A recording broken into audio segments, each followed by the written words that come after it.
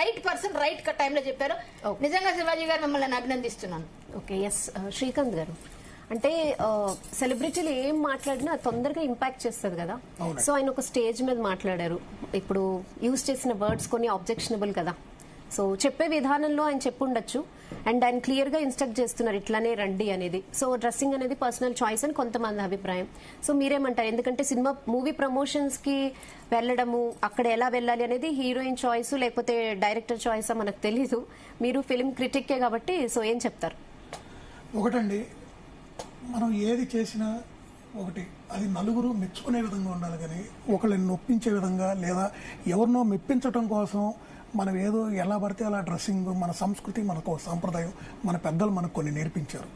మనం స్కూల్కి వెళ్ళే కాడి నుంచి మన పెద్దలు, మన తల్లిదండ్రులు మనకు ఎన్నో నేర్పించారు.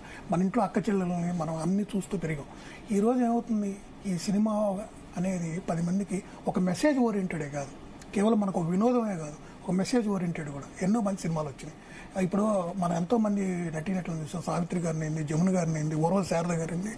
ఇప్పుడు వాళ్ళందరికీ మరి అన్ని 100 సినిమాలు ఎలా చేశారు? వాళ్ళు కూడా ఇలాంటి డ్రెస్సులు వేసుకుంటేనే వాళ్ళకి అవకాశాలు వచ్చినాయా? కాదే. చీరలో కూడా అందంగానే ఉంటారు. ఆయన ప్రకృతితో పోల్చారు మరి శ్రీని అన్న. మరి దాని గురించి ఎవరు మాట్లాడరే?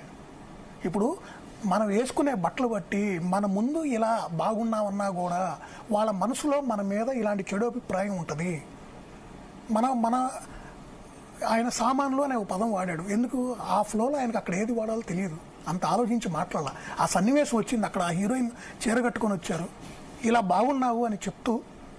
మొన్న రీసెంట్గా జరిగింది కాబట్టి ఒక సంఘటన, మనందరం ఇక్కడ ఇదే స్టూడియోలో మాట్లాడాం. సో దాన్ని బేస్ చేసుకొని, అమ్మ ఇవి కనిపించే అలా మీరు మీ బాడీని మీరు కనిపించే విధంగా 10 మందికి చూపిస్తేనే మీరు అందంగా ఉన్నట్టు కాదు, లేకపోతే ఆ సినిమా హిట్ అయినట్టు కాదమ్మా. మిమ్మల్ని మీరు రక్షించుకోవాలి, మన గౌరవం మనం నిలబెట్టుకోవాలి 10 మందిలో ఉన్నప్పుడు.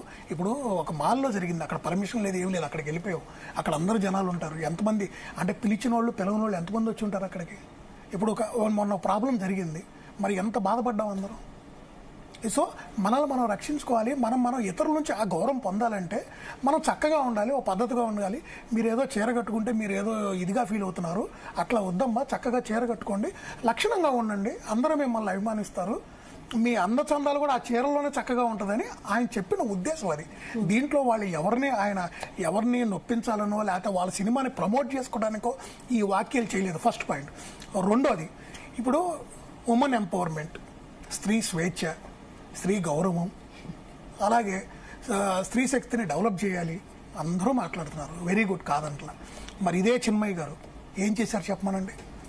ఎప్పుడు ఒక సిచ్యువేషన్ వస్తే ఇలా కామెంట్ చేయటం తప్పితే ఏం చేశారు చెప్పండి?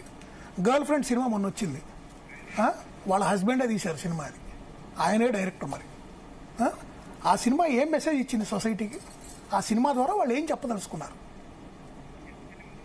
దాని గురించి మాట్లాడారు ఏమన్నా? ఒక కామెంట్ చేయమనండి. మరి అదే అక్కడ కరెక్ట్ అయిపోయిందా? ఇప్పుడు ఈ విషయం ఆమె గుర్తొచ్చిందా? అనసూయ గారు చక్కగా భర్తతో ఎక్కడో ఫారిన్ టూర్ వెళ్ళారు పిల్లల్ని తీసుకొని.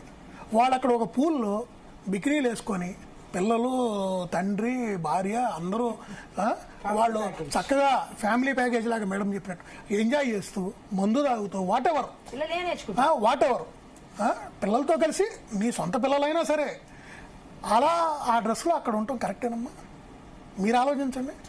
ఫస్ట్ అది తప్పు. రెండోది, మళ్ళీ అవన్నీ చక్కగా వీడియోలు, ఫోటోలు చిత్రీకరించి సోషల్ మీడియాలో పెట్టి, అంటే ఏంటి మీరు ఏం చేయాలనుకుంటున్నారు?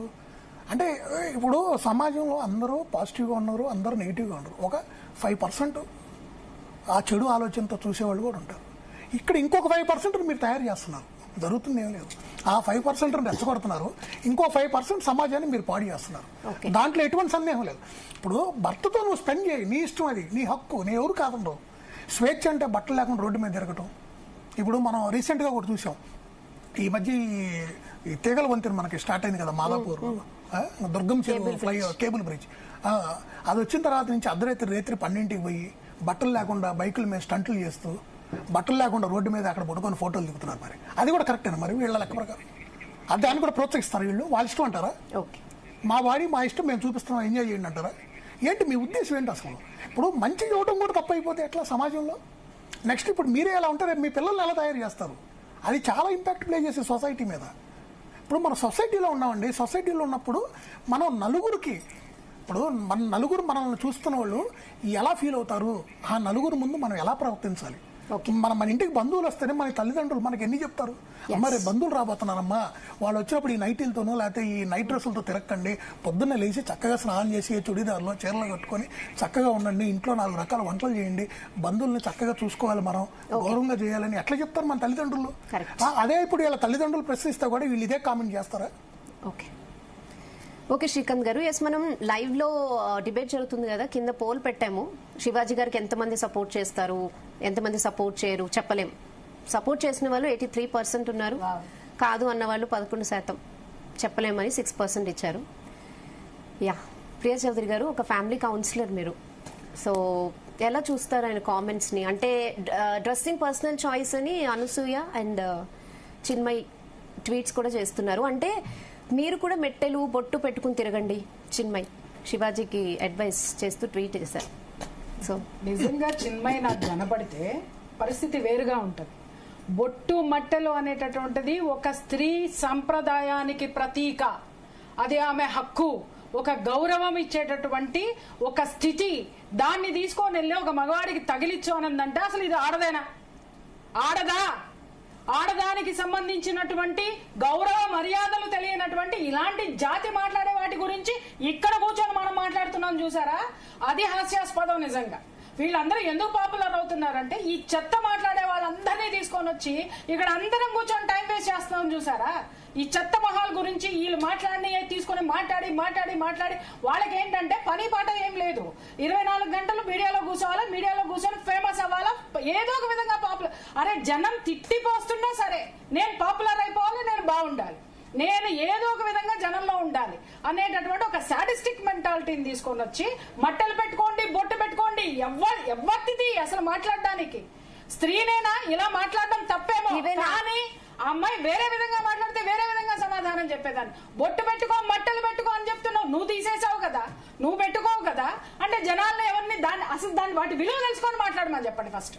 అంటే ఇప్పుడు శివాజీ గారు కూడా హుడీ వేసుకుని వెళ్లారు కదా, సో ఆయన కూడా పట్టు పంచేవి కట్టుకుని వెళ్లి సాంప్రదాయం గురించి మాట్లాడుండొచ్చు. ఆయన ఒక్క మాట నేను మాట్లాడితే వీళ్ళందరూ ఒక కొత్తగా మాట్లాడతారు ఏంటంటే మీరు కూడా పంచలు కట్టుకుని రండి, మీరు కూడా వేసుకుని. ఆయన మాట్లాడింది ఏంటంటే పద్ధతిగా ఉండండి. ఆ అమ్మాయి చీర కట్టుకొచ్చింది కాబట్టి చీరను వర్ణించాడు, ఆ అమ్మాయి నిండుగా డ్రెస్ వేసుకుంటే ఆయన ఆ మాట మాట్లాడాల్సిన అవసరం ఉంది. సంప్రదాయాన్ని ఆయన ఎలివేట్ చేస్తూ మాట్లాడాడు. అమ్మ ఆడపిల్లలు ఇలా ఉంటే ప్రకృతితోటి ఆయన ఎంత అద్భుతంగా వర్ణించాడండి.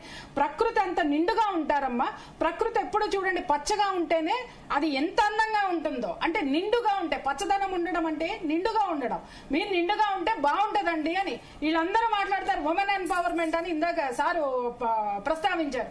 ఉమెన్ ఎంపవర్మెంట్ అంటే ఏంటో చెప్పని వాళ్ళని వీళ్ళు గొడవలు తీసుకుని వీళ్ళు సోషల్ మీడియాలో పెట్టేవన్నీ వీళ్ళ కమర్షియల్స్ కోసం పాటుపడుతున్నారు. కానీ వీళ్ళు జ్యోతిరావు పూలే లాగా ఒక స్కూల్ పెట్టినారా, సరోజినీ నాయుడు లాగా ఒక ఉద్యమం ఏమన్నా లేవదీసినారా, అరుంధతి రాయ్ లాగా ఏమన్నా సంస్కృతిని ఏమన్నా సమాజాన్ని ఉద్ధరించే పనులు ఏమన్నా చేస్తున్నారా? కొంపలో నుంచి బయటికి రారు వీళ్ళు. స్క్రీన్ మీద తప్ప, స్క్రీన్ మీద ఫోటోలు తప్ప వీళ్ళు సోషల్ గా వీళ్ళు ఏం ఉద్ధరించారని ఉమెన్ ఎంపవర్మెంట్ అంటారు. ఏం పవర్ ఉంది, ఏం ఎంపవర్మెంట్ చూపిస్తున్నారని వీళ్ళని మళ్ళీ మీడియాలో కూర్చొని వీళ్ళ గురించి మనం మాట్లాడుకొని మళ్ళీ వీళ్ళ పేర్లు ప్రస్తావించి వీళ్ళకు గొప్పలను చేసి తీసుకుంటానికి గ్రౌండ్ వర్క్ సమాజానికి వీళ్ళు ఏం చేస్తున్నారో ఒకసారి మాట్లాడదాం. అది కూడా ఇవన్నీ ఎందుకు పట్టించుకుంటున్నారో నాకు అంతకన్నా అర్థం కాదు. అంటే మీడియాకు ఒక టాపిక్ కావాలి, ఇంకొకటి ఏంటంటే ఆవిడ ఫేమస్ కాబట్టి ఆవిడ మాట్లాడింది కాబట్టి మనం మాట్లాడుకుందామా? ఎందుకు మాట్లాడాలండి? శివాజీ గారు మాట్లాడింది ఎంతవరకు సమర్థిస్తామో మాట్లాడుకుందాం, ఎందుకంటే శివాజీ గారు మాట్లాడింది హైలైట్ అవుతుంది. అంతేగాని చెత్త మనుషులు మాట్లాడేదంతా తీసుకొని వచ్చి మనం ఇక్కడ కూర్చోబెట్టి వాళ్ళ పేరు 10 సార్లు మాట్లాడి మళ్ళీ వాళ్ళు ఇంకొక పెద్ద గొప్ప వాళ్ళం అయిపోయినట్టుగా అంటే ఇంతమంది మాట్లాడుకుంటారు. అంటే ఇవాళ ఎలా తయారైందంటే ఒక 100 తిట్లు తినైనా సరే సెలబ్రిటీ. అసలు విషయం ఏంటంటే ట్రెండింగ్ కి ట్రోలింగ్ కి తేడా తెలియదు వీళ్ళకి, పబ్లిసిటీకి పాపులారిటీకి తేడా తెలియదు వీళ్ళకి. ఇలాంటి అన్ఎడ్యుకేటెడ్ ఫెలోస్ సమాజంలో కూర్చుంటే ఇలాగే ఉంటది, సమాజం ఇంతే ఉంటది. వీళ్ళందరినీ పట్టుకొని వీళ్ళు మాట్లాడారంటే అది మాట్లాడకండి అమ్మా. ఆయన ఒక మంచి మాట బయటికి తీసుకొచ్చారు, పబ్లిక్ సమర్థిస్తుంది, పబ్లిక్ వాయిస్ తీసుకుందాం. పబ్లిక్ ఏ విధంగా సమర్థిస్తుంది, ఏం కోరుకుంటుంది? నిన్నగాక మొన్న చాలా నాకు వచ్చిన వాట్సాప్ లో ఒక ఆవిడ మొత్తం డ్రెస్ అంతా తీసేసి అసలు అది జుగుప్సాకరమైనటువంటి ఫొటోస్ పెట్టి పైగా ఇంటర్వ్యూలు ఏమిస్తుంది, నేను లోపల ఏమి వేసుకోలేదన్నాను, వేసుకోకుండా ఎలా బయటకు వచ్చాను, నన్ను అంటే పోర్న్ వీడియోస్ అంటే పోర్న్ సైట్స్ లో నా ఫోటో పెట్టారని ఏడుస్తుంది. నువ్వు చూపించిందే అది. నువ్వు చీర కట్టుకుంటే పోర్న్ వీడియోస్ లో పెట్టి అందరు కలిసి తంతారు పోయి పెట్టినోండి. నువ్వు ఏం చూపిస్తున్నావు, ఎందుకు చూపిస్తున్నావు నేను అడుగుతున్నాను. ఈరోజు నువ్వు గుడ్డలోడ తీసి చూపించాల్సిన అవసరం ఏమొచ్చింది? నీ కమర్షియల్ కోసము నేను దేనికైనా సిద్ధమని నువ్వు చూపించినప్పుడు నువ్వు దేనికి సిద్ధమో అదే మాట్లాడతారు. దాన్ని మాట్లాడాలి, దాన్ని పట్టించుకోవాలి తప్పితే ఇలాంటివి అసలు హైలైట్ చేసి మాట్లాడాల్సిన అవసరం ఇలాంటి వాళ్ళని కన్సిడర్ చేయకండి. దయచేసి తీసి మూల పడేయండి. పట్టించుకోవడం మానేస్తే మూల పడతారు వాళ్ళు పోయి. ఏం ఎడ్యుకేటెడ్ వేలో సమాజానికి ఏం చేసినారమ్మా? వాళ్ళ వల్ల సమాజంలో ఏముంది? ఎంతమందికి మేలు జరిగింది? వాళ్ళు మాట్లాడితే మేలు జరిగిందా? వాళ్ళు ఏమైనా ఉద్ధరించినారా? What is called women empowerment చెప్పండి. అంటే శివాజీ గారు యూజ్ చేసిన భాష కొంచెం అభ్యంతరకరంగా ఉంది కదా. సరేనమ్మా, ఆ ఒక్క విషయాన్ని ఖండిద్దాం, ఆ ఒక్క మాటను ఖండిద్దాం. సరే, ఖండించేశాం. ఇప్పుడు అడుగుతున్నాను నేను, సామాన్ అనేటటువంటి పదంలో అసలు సిసలైనటువంటి మాటలు మాట్లాడితే బాగుంటుందా? తెలుగులో ఇంకా దరిద్రంగా చెప్పు.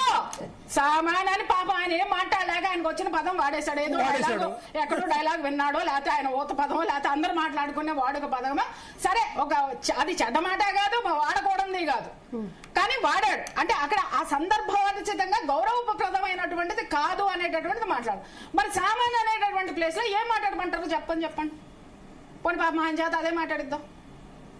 ఇవన్నీ పిచ్చి మాటలు. ఎవరికి ఏంటంటే ఒక టాపిక్ కావాలి, ఒక టార్గెట్ కావాలి, పెట్టుకుందాం, 4 అరిచేద్దాం, వెళ్ళిపోదాం. ఇది తప్ప స్పష్టంగా ఒక స్టేజ్ మీద ఒక సెలబ్రిటీ అయ్యుండి సమాజాన్ని